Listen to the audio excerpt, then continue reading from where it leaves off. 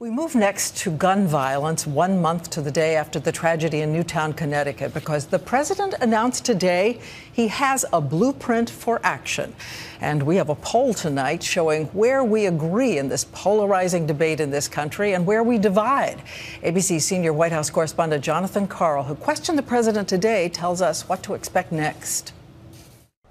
In his first press conference this year, the president vowed quick action on gun violence, with or without Congress. Members of Congress, I think, are going to have a debate and examine their own conscience, because we're going to have to come up with answers that set politics aside.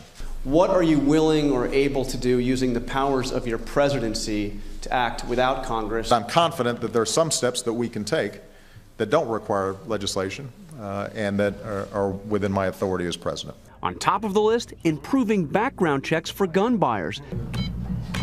But to extend them to gun shows where most sales don't require any background check, President Obama would need Congress. In today's ABC News Washington Post poll, a vast majority of Americans said they would support extending background checks to gun shows, but the manager of this Virginia gun shop says that more background checks will just harass law-abiding gun buyers. The only people that are likely to comply with it are law-abiding citizens. Well, they're not the problem. Meanwhile, guns are selling at a record pace, a response to fears about what the president will do on guns. What do you make of these long lines we're seeing at gun shows and gun stores all around the country? Those who oppose any common sense gun control or gun safety measures have a pretty effective way of ginning up fear. Everybody's guns are going to be taken away.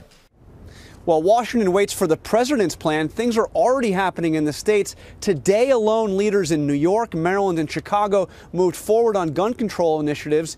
And in Connecticut, the families of the Sandy Hook victims called for a national dialogue on preventing mass killings. Diane? All right, John, thank you.